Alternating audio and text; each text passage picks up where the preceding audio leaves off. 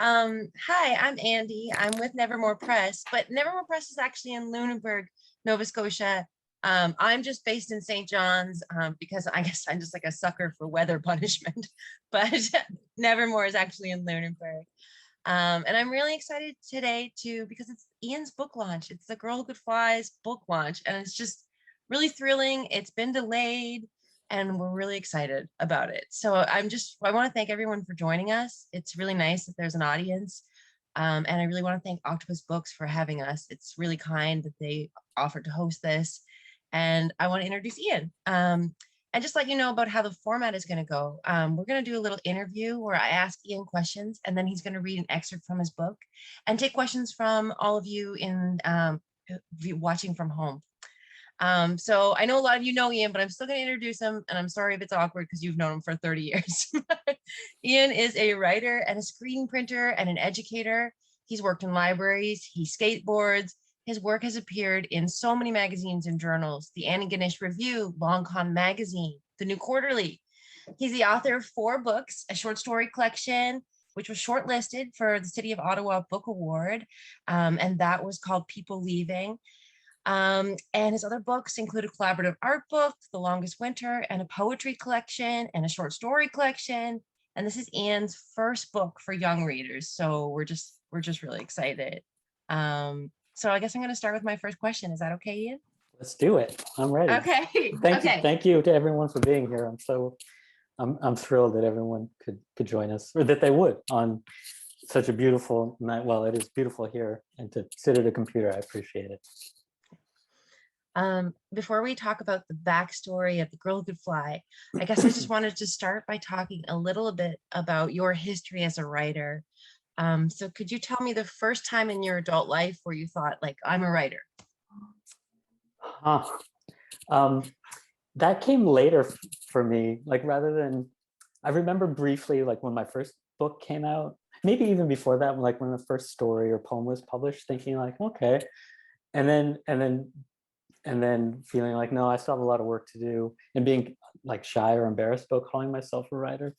And so really it wasn't until my second book came out, and I sort of reimagined, like I reconfigured what it meant to me to be a writer. And when my second book came out, I realized that I was just like compelled to do this regardless of like any notions of success or financial success or whatever that I had, that I would keep doing this even if I was just like not getting published at all and just writing, and that I kind of needed to write stories.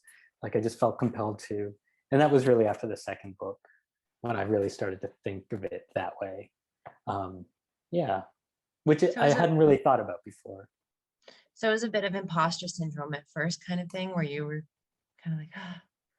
Kind of, yeah. And also just feeling like, and I mean, I still feel this way, where I feel like with being a writer, like there's so much, I always feel like there's so much to learn, and like I want every book to be better than the last book. And so it's always like this process of trying to get better and trying to learn more. And so I feel like that's tied in with sort of thinking of myself as a writer. I mean, now I do, just because it's what I do, and it's how I think, it's how I sort of see things when I like, yeah, it's very much a part of how I see the world now, for sure, and has been for a long time. I know that you used to work in a library, so I assume you've read widely. So what are some of your favorite adult books, and what attracted you to those stories? So because we're doing this from home, I brought props. I brought like notebooks. I grabbed Carrot Top. I grabbed books that, like, I do read a lot. I worked in a few libraries, actually. I worked at the library here in Ottawa on and off for over 20 years. I worked in the library in Halifax. I worked at a library in the Yukon as well. And then I also worked in bookstores all over the place.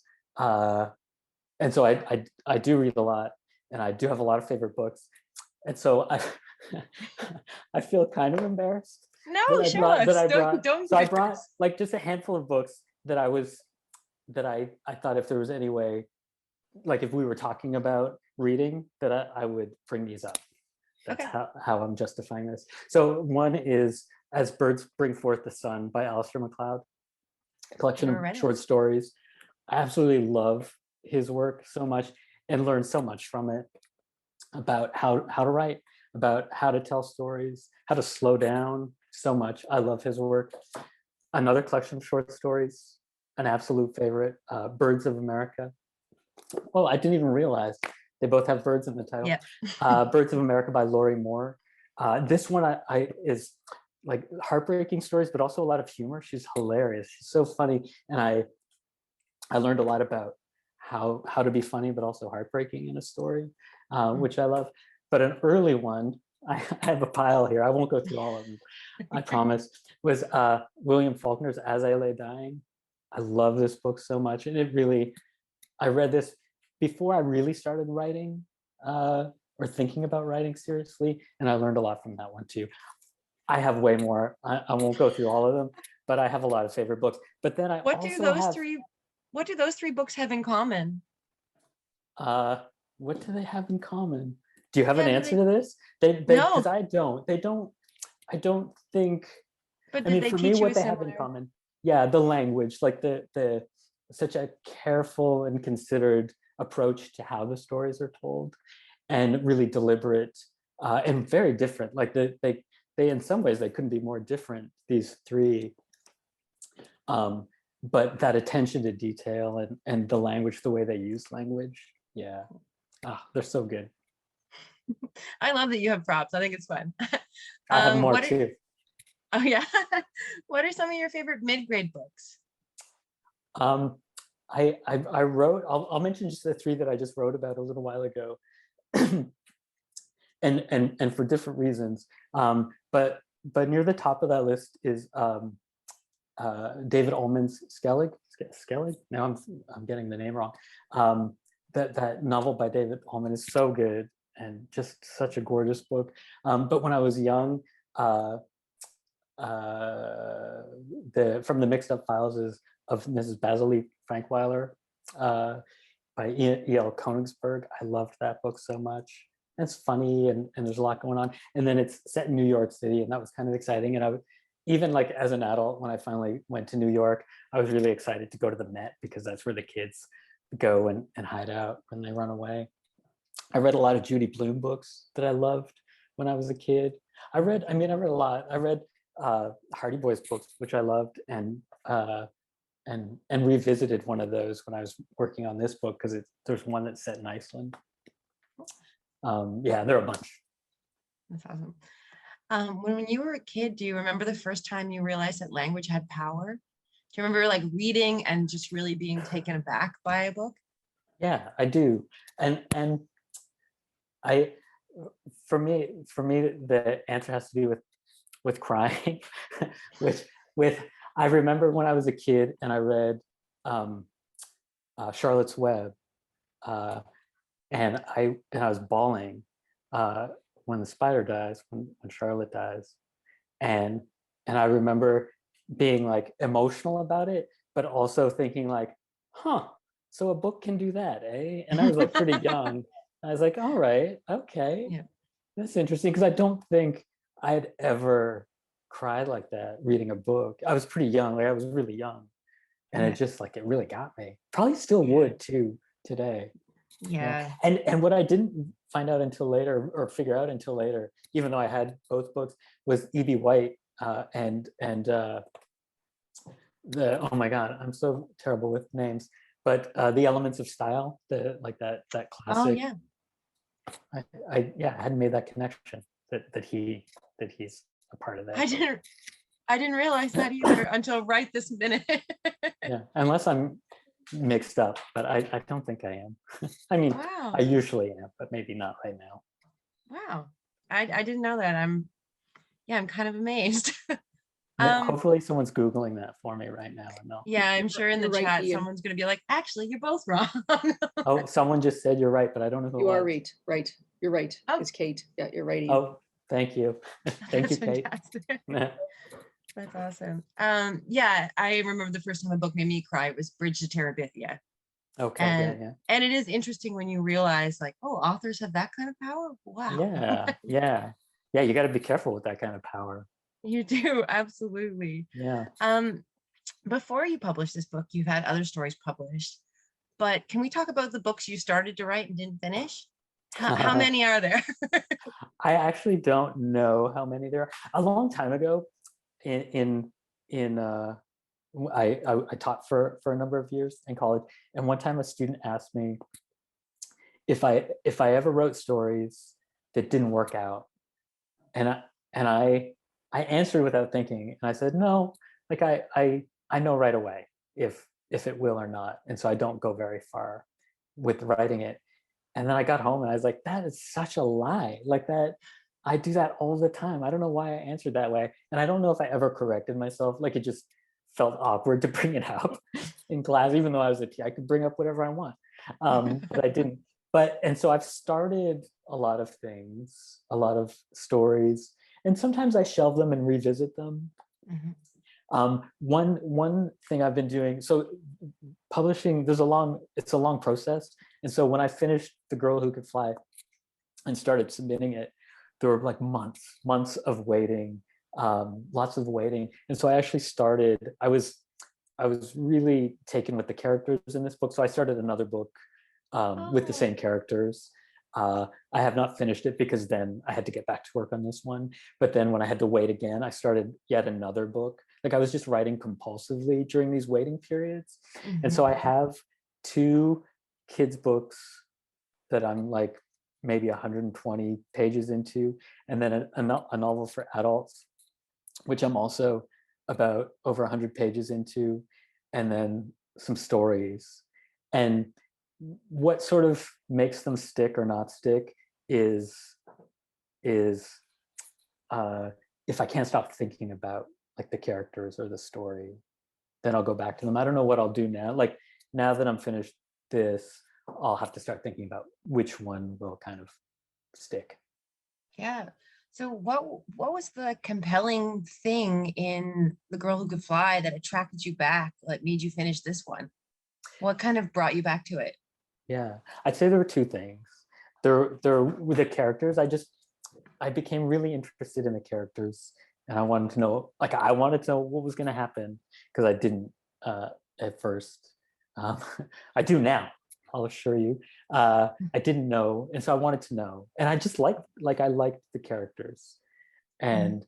and then and that made me want to keep going. And then the longer I worked on it, I just felt like I got to know them more and I wanted to spend more time with them. So that was one thing. But then the other thing is at the same time that I had started this, I had another project that I was working on, and I'd sort of submitted some grants applications, and I got a research grant to start work on this book, on The Girl Who Could Fly. And then that's basically like how I decided, I guess. Like I said, well, I'll play this out and see how far it goes. And then it just sort of it kept going. Yeah. It's mid-grade. I mean, to me, mid-grade is a tough genre. It's not as attractive to publishers as YA. Doesn't Mhm. necessarily get the press that other genres get. So, like, what compelled you to write for this age? And like, what do you like about writing for this age? Yeah. It's such I a tough time to be alive between like these grades when you're yeah, reading mid-grade. Like, it's a yeah. tricky time in your life, you know? And that's definitely part of it for me. And thinking back to myself, like to when I was that age, to when my kids were that age, that's part of it. I read a lot of books in that range to my kids, like probably way more than I did when I was that age. I read more of them to my own kids because we read a lot. So I got to know those books. Um, I I so there are a couple things. One is that the story sort of dictated what I was going to write. So I started this as a story for adults, as a short story for adults, and it didn't make sense. And I kept trying to fit it into that box, and it wasn't. And I had never written for kids before, so at first it didn't even occur to me that it was a story for kids. And then when it finally did, I kind of tried it out, and then it sort of made sense to tell it that way. And then the other thing about choosing this age range, and partly I didn't really choose it, like it sort of chose, the story chose it, and I just followed along. But also I'm a little bit, I'm a little bit not in, like, I don't know how to say it without, like, as a kid I was kind of like a little bit of like a punk skateboarder kid, and I still hold a little bit of that in me. And so, for example, when my collection, first story collection came out, I finished that, and a few people in publishing told me that I should follow it up with a novel because that's what people would buy. And I really bristled at that. And so I published a collection of poetry instead, which people do not buy. I can from experience. And I did it kind of deliberately because I was just like, I almost swore just now, but I was almost kind of like, I'm not going to write a book because it's going to be like, more people will buy it. Like, Right. I'll write it because I want to write it. And at that time, the poems, like this thing I was working on, just it's what I wanted to work on. And so with this book too, I just sort of like, I'd spoken to a few people in publishing around this time, and there was sort of like a push to YA, like to a slightly older age. And I was like, no, this is the story that I want to write. Like, I'm not a businessman. And so I don't make The make choices. anti-capitalist punk skateboarder. Yeah. So I don't always have good ideas, but I have No, bad I think ideas. it's a great idea. I think writing mid-grade is really important. I think like, I think Jan just popped up and commented, and it's a similar comment to can't what see. I wanted to say, which is that I remember every book I read at that age. Like, reading was really visceral to me at that age. So I think it's really important to write mid-grade books. Yeah, it's a super important age. I mean, every age is, but definitely, like, I started thinking about things differently at that age and seeing the world for myself, like how things were, and then reading books on my own, right? Which is, I think, maybe if I went back and answered your question again, I would start with that by saying, this is when I started reading books on my own, when my kids started reading books on their own, when most kids do. And so you experience it differently. Also trickier, right? Because they're going to choose, like, a kid will, like, if a child picks up my book and they don't like the first couple pages, then too bad for me. Like, but they'll be honest about it. Whereas some adults will just like push through, just because, like, you got that book, you make yourself read it. Yeah, that's very true. Setting is really important, and I really love your settings in this book. Can you Thank tell me you. about the process of creating a setting? Like, talk me through that. It's funny, I had this joke that at the beginning, when people would ask me why I chose Iceland for this setting for most of this book, not all of it, but most of it. And my joke was that it was just a typo, that it was supposed to be Ireland. And I got mixed up. But for the setting, I mean, I mentioned the research trip, and so that allowed me to actually go and do some research. But before that, I just read a lot, and really widely, of Icelandic literature. Speaking of Icelandic literature and my props, I read this very thick, the sagas of the Icelanders, which is like their, It's a like, beautiful looking book. yeah, it is gorgeous. It's really funny, in all the bookstores and at the airport bookstore, there are like piles of these that they're selling. I'm like, who wants to buy this and put this on their carry-on luggage when they're there? It's so heavy. But anyway, I read that, and that has a lot of description of the country and the countryside. The other thing I read a lot of crime novels, Nordic noir Oh crime yeah, novels. Nordic noir. And some Yeah. of those are amazing for describing the landscape, and they're sort of all over the place. And some of them spend a little more time outside. So that was great, because not only did it describe the landscape, but it described the landscape from the perspective of someone from the country. And so that gave me a clear idea. And then also just everything else I read, like poetry and fiction and nonfiction. And because of what a crazy landscape it is, and so intense and kind of unbelievable, it does crop up a lot in their literature, and in, like, even like in their sagas are kind of shaped by it. Like, they are shaped by by the land because it is so intense. I mean, there's a volcano erupting right now in Iceland, and it looks bonkers, like it's nuts. Huge fire geyser, like hundreds and hundreds of feet in the air, happening right now, and people Yeah. are just treating it like this They're so casual cool about it. spectacle. Yeah, yeah, and I'm like, wow, that's you know that's Wow. nuts, right? And they're like, yeah, it's fun. Look. Yeah. Yeah. I mean, yeah, it's a very yeah. And your research trip, I'm sure that was incredible. It really was. Yeah, I felt so lucky to be able to do that. And I really just, I mean, I had a clear idea of what I wanted to do, which is, I mean, how I had to get this research grant. But I also wanted to be open to just whatever. And so I went, and part of my trip was just visiting a lot of libraries and museums. And so I spent a lot of time in libraries and museums. But then I also just rented a car and drove around. And I had like a few places I want to go, but then sometimes I would just drive and stop and go for a walk. I followed an Arctic fox one day when I just stopped on the side of the road because it was pretty, and I started walking, and then I saw this fox, and he saw me and followed it around for a while. That was pretty neat.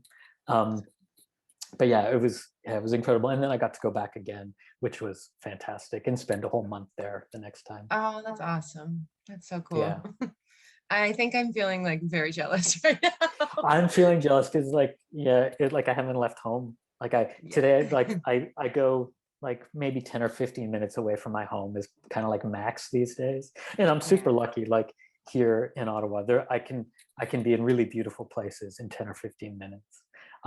It would be nice to go a little farther, right? Yeah. Yeah. And I'd love to see my friends who live in Montreal and Halifax and other places. Yeah. Soon. Fingers crossed, knock on wood, soon. Let's talk process in general. What is your writing routine? Is it a little instrumental music in the background, complete quiet? Like, how do you actually carve out 6 hours a day, or do you just wait for when you feel inspired? What's the routine? I used to just wait when I was younger. I was like, oh, I'll just wait and until I feel it. And then I had kids, and then that changed pretty quickly, because then I'd have like nap time, for instance. I was like, oh, I have an hour if I'm lucky. And then I became very disciplined about my time and when I wrote. And then that just kind of stuck, which was great. And so now I'm really lucky because I don't have a real job, which mostly makes me lucky, not entirely. And so I write every day. Although, to be honest, like the last little while, just getting ready, like with finishing up this book and getting it out, not as much writing is getting done. But my usual day is to, like, I'm at my desk at 8:30 or 9, and then I'll write. It depends what I'm working on. If I'm in the middle of something new, then I'll write sort of however long I can, and sometimes that's a few hours. Sometimes it's not as long, and sometimes it's longer. Kind of depends, but it's like I'm at my desk every morning regardless, and quiet. I don't like, I can't work with music or anything behind me or around me. I get distracted easily, like a bird flew by the window a second ago, and it like took everything to not like walk over to the window and try so to ID it. yeah. And Yeah. so I'm like that with writing, right? Like if there are lyrics in a song behind me, that's hard. I rented a studio a couple summers ago, an art studio, and I was the only writer that was all visual artists who like, no shade on the visual artists, but they get up a little later than me. And so I would have the whole, like this whole building, it was an old bread factory, and I'd have the whole place to myself. Like I had this not little, it was quite big, a studio, but no one else was there in the mornings. I think they just worked late into the night when I was too sleepy to work. And that was ideal. Like it was just so quiet and no one was around. That was ideal. Yeah, I love that. I'm less of a prima donna now, like with my family working from home. I've gotten used to like having other people in the house, whereas before I needed like total silence, or I couldn't work. Like I'd throw my laptop off the table It's like, I can't work under these conditions. Yeah. I'm not like that anymore. And I can move around too now, where I had to have like my space. And now I'll go sit in the yard, or although it is still hard in the yard because there are birds around and I get distracted. They'll get you every time. I'm both like a toddler and a very old man. Yeah, I definitely am getting that sense. Thank And that's you. okay. That's not a bad thing. I'm glad that's coming across. Yeah. And I think that's okay. Yeah, I think it's okay. Yeah. I think the most important thing while you're writing is just to know your own process. Once you figure out what works, it's so much easier, right? Yeah. I teach workshops, and I taught writing for like 10 years. And often in these things, I always make a point of saying that I'm talking from my experience and my own idiosyncrasies and what works for me. And it took a while to figure that out. But here's what works for me. Try it and see if it works for you. And if not, try something else. But be open to trying different things and finding that one way that works for you. Yeah. What was one of the most surprising things you learned when you were creating The Girl Who Could Fly? Was there anything about the country that kind of surprised you, took you by surprise? I learned a lot. I mean, what I learned about me is that I'm very slow, that I write very slowly. What I learned about the country, one fascinating thing I learned is there's a statistic that 1 in 10 Icelanders will publish a book in their lifetime, because Wow.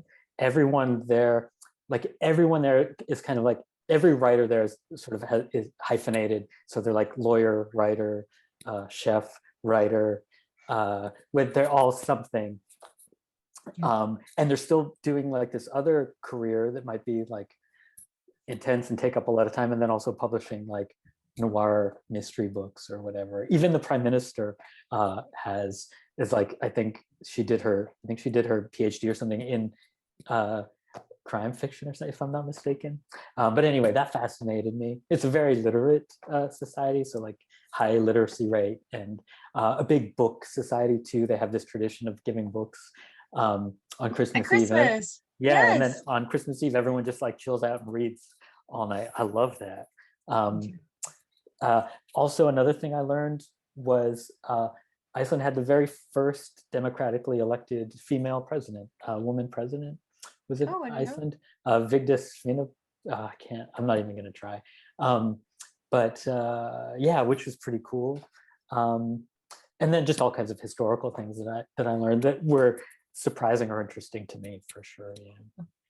I think we have time for one more question before you do your reading. So Okay. I'm just going to ask you, what was the hardest scene for you to write? And were you stumped at any point during this book? And how did you overcome that?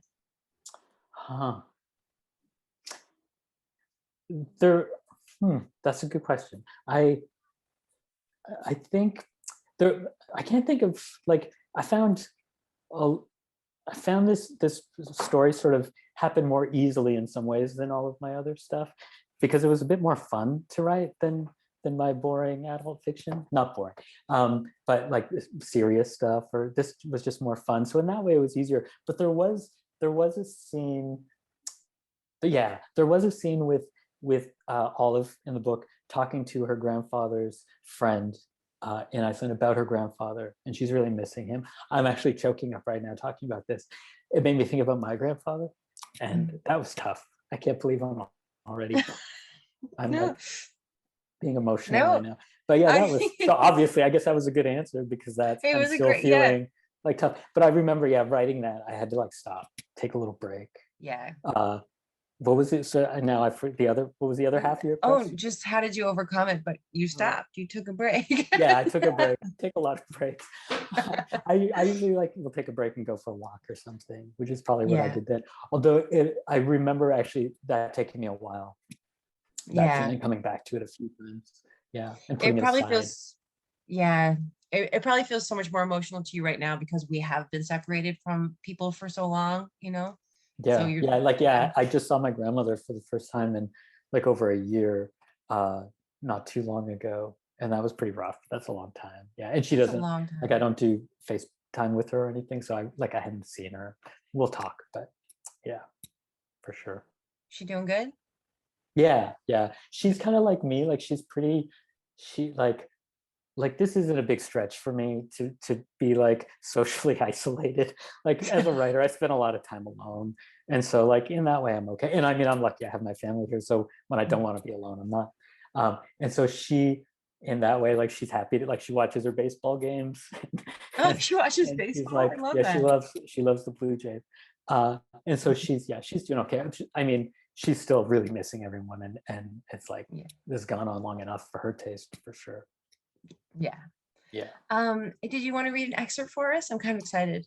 Yeah, I'll just read a very short little something. Okay. And to be totally honest with you, I hadn't actually planned to because I didn't think I would have the book, but it just arrived today, and so I had sort of planned not to read anything.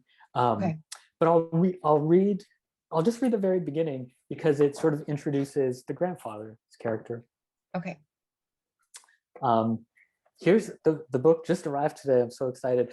I posted a little video. I see that. I posted a little video and I actually made a fake book. I printed the copy.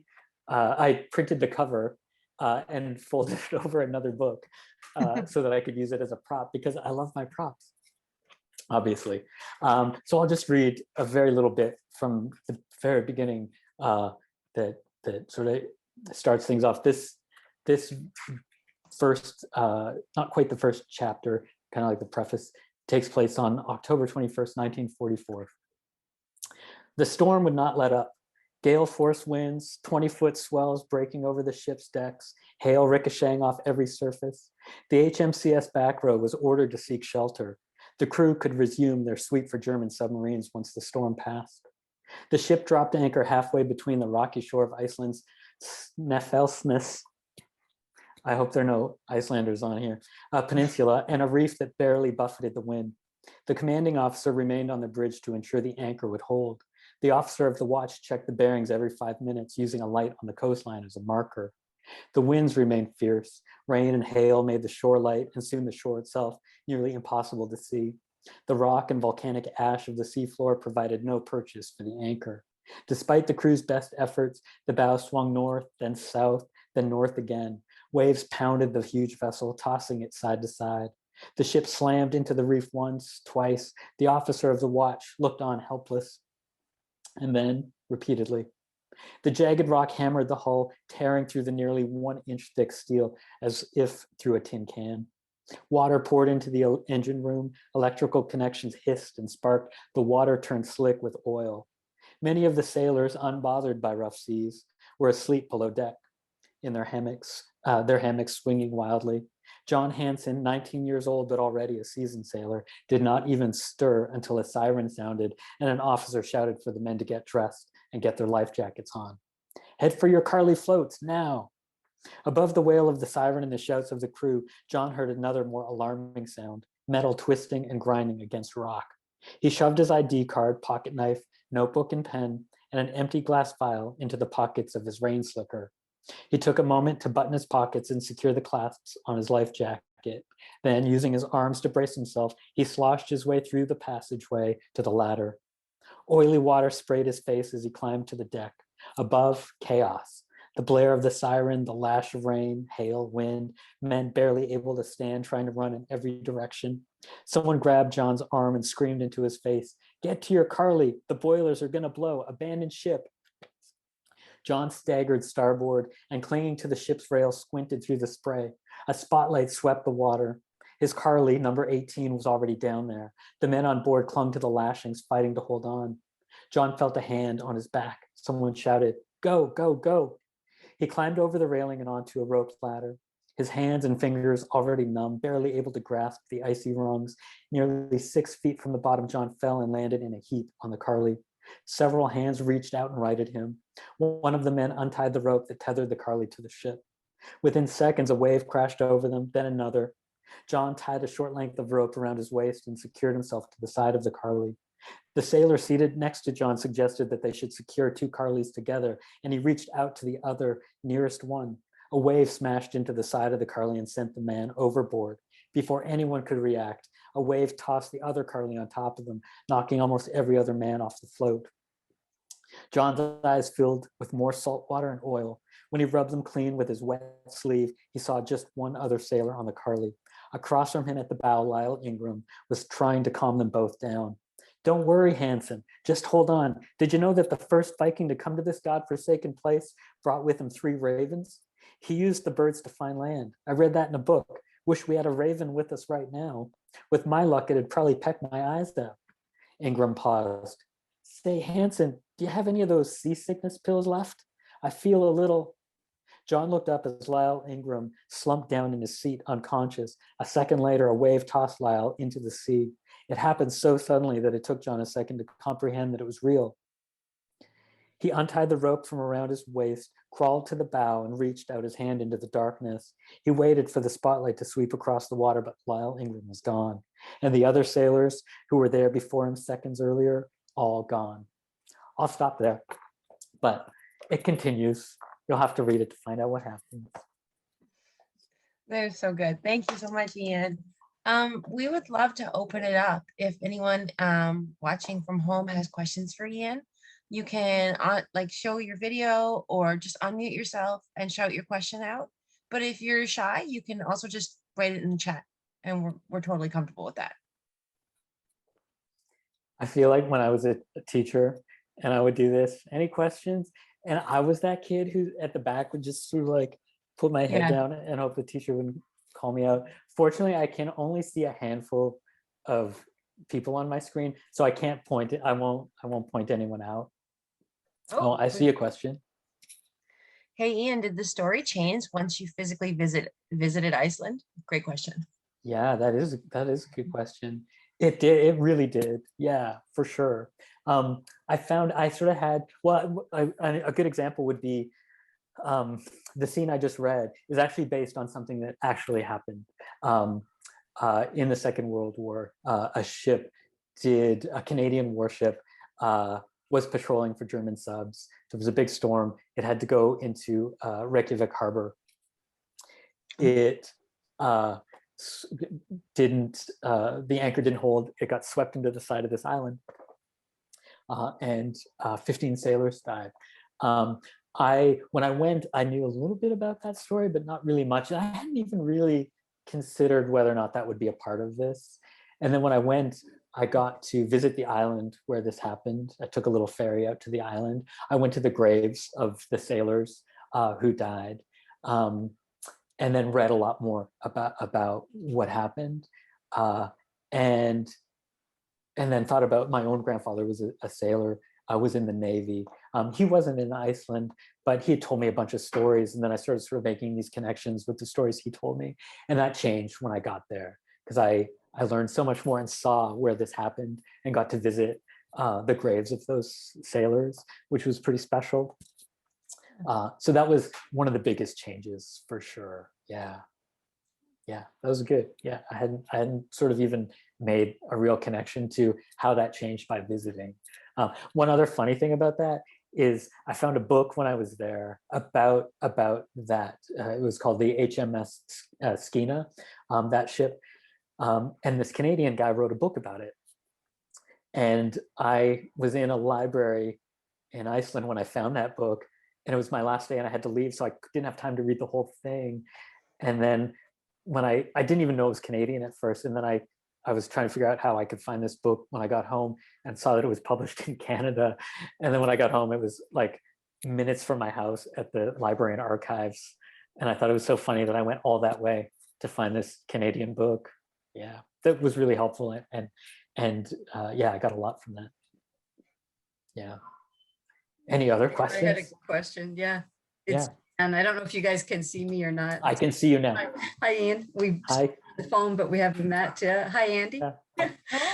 My question was, I forget how old your kids are, but did you read of it to them in the writing process? How old are they, first of all? They're 19 and 22. Okay, yes. But you were writing it for a few years, I guess. But yes. Yeah. So did they read any of it or give you feedback or? Yeah. I shared it with both my sons and with my wife when I got to a stage where I felt like it takes me a long time to get to a stage where I'm ready to share a manuscript. And so once I was ready, I shared it with the three of them. And it was, I had already sort of been in touch with some like agents and stuff about it at that point. They hadn't seen the whole manuscript, but so some people I'd shared part of the story with, but I was more nervous sharing it with them. And in particular, I don't think he's on here. I can't see, but my youngest son, who like, he'd give me an honest answer, whereas my wife and my older son know how delicate I am. And so they might be a little more generous. And so I was super nervous. And so after he read it, I came downstairs and the manuscript was just sitting on the dining room table and he hadn't said anything. And I was just like, oh my God, what, like, he hasn't said anything. It was kind of, yeah, I felt like, yeah. But we sat down and chatted about it. Both, I mean, all three of them were great. Both of my sons had a lot of great feedback. And I still have a note that my older son wrote that he prefaced by saying, like, first of all, I want to say I'm so proud of you. And I was just like, oh my gosh, that was great. Yeah. So yeah, I shared it with them and they gave me some feedback. And of course, because I'd read to them so much and read so many books for this age range, I was really anxious for them to read it and hear what they had to say. That's great. Yeah. Yeah. Thanks. There's some questions in the comments, so I'll start going through that. Is that okay, Ian? Yeah. Okay. Yeah. From Mattia. Hi, I was wondering if it's a creepy book for an 8-year-old. I was also wondering what the first thing you should do is to be a published author. That's a great question. Oh, that's great. Hi, Mattia. Okay. Is it a creepy book for an 8-year-old? No, it's not. No, there are like I don't think it is. And I think you'll like, I know Mattea, I think you'll like Olive, who is the main character in this book. And so I think, yeah, I don't think it's creepy. Some things happen and she gets herself into some situations, but she's okay in the end and it all works out for her. And then the other part of the question was what to do to become a published author? Or The first thing you should do. first thing you should do, write a lot, practice a lot. I spent a lot of time before. The first thing I published, I think, were a couple poems, I think was what I first had published. And I had already been doing this for a while, for a long time, and just practicing and trying to get better. And that was my focus. That's what I was trying to do first. Before, I know I taught for a long time, and some of my students would always be really anxious to publish stuff. And I totally get that. And it feels really good to see your work in print and to see something show up in a magazine or a book. Like I'm really excited to see this. But I wanted to make sure I was ready for it and that the work was as good as it could be. And I don't feel like I always feel like the work could be better, like after I see it in print, but I feel like it was as good as I could get it with that particular story or that particular poem. And so just practice a lot, which I don't know, not everyone wants to hear that, but that's the best I can do, Mattea. I think it's a good answer. Amy McGee says, I haven't read the new story, but I read the draft and I'm wondering, why did you change it? This is one of the tough things about sharing earlier drafts, because this has changed a lot over the course of writing it. And I have a simple answer to why I changed it. And I'll back it up by saying one of the big things that changed is when I first wrote this as a short story and then even drafts into it as a novel, the main character was a boy named Liam. Oh. And Olive was his best friend, was the best friend. And the reason I changed it is I was really interested in Olive's story and what she was up to. And she was really compelling to me. And then other people who read it, it was really funny. Like a few people friends who read an earlier draft said, like one of the first things I said was like, I really like Olive, before they said anything else. And I was like, yeah, me too. And so that was really it. I just sort of, and partly partly it was me. I mean, obviously it was all me because I wrote it, but I also feel like it was partly her. Like she kind of like nudged her way into the story, and kind of took over in a way. And I was happy to let her. Like I loved spending that time with her, which is why I sort of like kept writing her. Like there's like I started another book writing like about her. So that's why. That ties in. So there's actually quite a bit of questions, which is great. Thank Oh, you, okay. everybody. So that ties into a question Carol's asking, which is how did you choose a female protagonist? Like I from the beginning, I wanted there to be a boy and a girl in the story, Mhm. and I knew that, and I mean, I kind of answered it that like she just kind of took over. Like she Liam was really the other character, and who is not Constantine. He's partly Constantine, that character, but he was a lot quieter, maybe more like me, and Olive is not like me. And I think I was writing him more like I was at that age, and I realized that wasn't exactly the story that I wanted to tell, or it wasn't how I wanted to tell the story. Yeah, so she just kind of took over. I love that. I see that Carla has her hand up. Carla, did you want to jump on the screen for a sec? Yeah, sure. Thank you, Ian. Hi, everyone. So when I just learned that during the writing process, you had your grandfather in mind. So my question, I have actually two questions. The first one with regards to your grandfather is, how did you know which experiences and perhaps which tales that transferred from your grandfather did you know what to use, how to use within the book? And the other one is, how did you know that the book was finished? Yeah, the first part with my grandfather, there are elements of him in it, but the grandfather in the story is very different from my grandfather in a lot of ways. But there are elements that are similar, and then there are like little details that I might recognize, and maybe some of my family might, and some of them might not, about him, like little things that he did or that we shared, where he shows up. He was a real storyteller. Like he told me lots of stories about, not just when he was in the Navy, but he loved telling stories. And some stories he would tell me again and again. And not because he was old, he just liked telling the same stories, or I would ask for them because I liked them.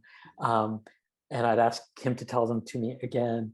And so that, in that way, I think more than the character, it's kind of that storytelling element from my grandfather that comes into it, I think. Yeah.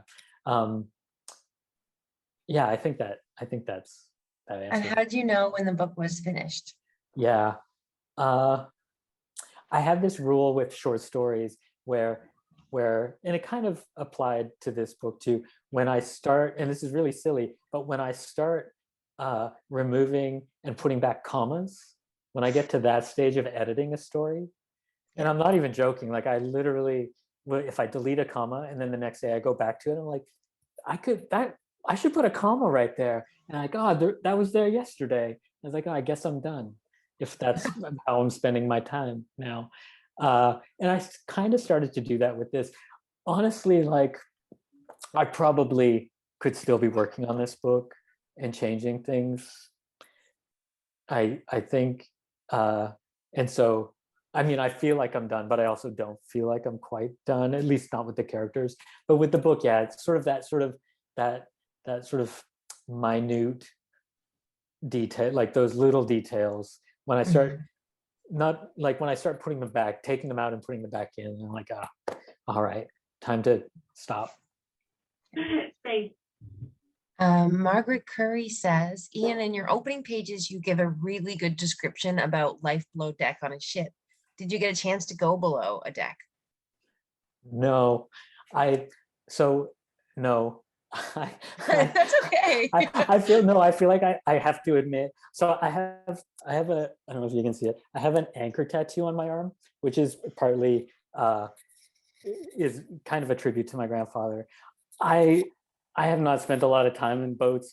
I get motion sickness on a swing, and I'm not even kidding. Like I'm lousy. So I didn't spend a lot of time on boats, but I read a lot about boats. And I mentioned that book. I read a lot of different books about the Canadian Navy in particular. And then this book by Abe Unger is his last name, about the boat that this one is based on, the ship that this one is based on. That was really helpful, and I got a lot from that, and borrowed some details that I just would never get to experience. Yeah, but no, Margaret, no time on a boat for this little landlubber. Do you have a certain, this is from Danielle and Marie Fontaine. Do you have a certain type of reader in mind when you are writing, when you wrote this book, a certain kind of audience? No, not really. I mean, I think like I always like what I always do when I'm writing a story is I'm deliberately trying not to think about an audience at all. Yeah. I used to have this thing, and it still happens. When my second book came out, my grandmother read it, and she said the only feedback I got from her was, "There's a lot of cussing in your book, Ian." And everything I wrote after that, like for like a year, I'd be writing and I'd hear my grandmother's voice, and there's a lot of cussing in this new story, Ian. And well, you're a punk skateboarder. You yeah, got, yeah, exactly. Grandma, move aside, Grandma. And so I try and shut out, like, not just sort of like critic editor voices, but even not thinking about an audience. Mhm. Later, though, I started thinking, I mean, obviously I start with myself, thinking about like where I was at like the sort of rough age range between like 8 and 12 or whatever. Mhm. And where my own kids who were there like not as long ago as compared to me, and the kind of kids they were. And that's kind of where I start. And then hopefully that would have a broader appeal from that starting point. Yeah. But yeah, that's a tricky. Well, I actually really appreciate that perspective of not having an audience in mind, because I think that books are for everyone. So like picturing a certain audience, to me, anyone could read this book, you know? Yeah, for sure. I appreciate that about you. I like that you, you know, I think that's cool. Yeah, so that is probably our last question. Okay. But Octopus Books just wrote and said thank you. And I Okay. also just wanted to say thank you, Ian, so much for doing this. And thank you for writing such a great book. I'm really excited that it's out. And Thank I'm you really so much. excited to see it in bookstores. It's going to be exciting. Thank you. I quickly say thank you to everyone who's here. Yes. Thank you, Andy. Thank you, Octopus Books. Thank you, Octopus Books. Thank you to Nevermore. I saw a note from Jan. For many of you probably don't know, but Ernest Hadley, who started Nevermore and edited this book with me, he died just after the book went to the printer, tragically, and it's a huge loss. And so it's pretty bittersweet. But I feel like I feel really special that I have this experience to, like, this is the last book he worked on, and I love, like, I get to carry that with me, which is pretty great. Which, yeah, is special. So thinking about him for sure tonight. But thank you, everyone. This is really fun. I wish we could have done it in person, but what's so great about doing this is I have people I know all over the place who are here, and I can see just a handful of you because only a few of you are on my screen right now. But hello, you guys. I miss you so much, my pals. Yeah. That's so nice. Thanks, everybody. I guess we're going to log off, but it has been really fun. I really enjoyed this. Yeah, I love this. Thank you so much. Thank you, everyone. This has been really fun.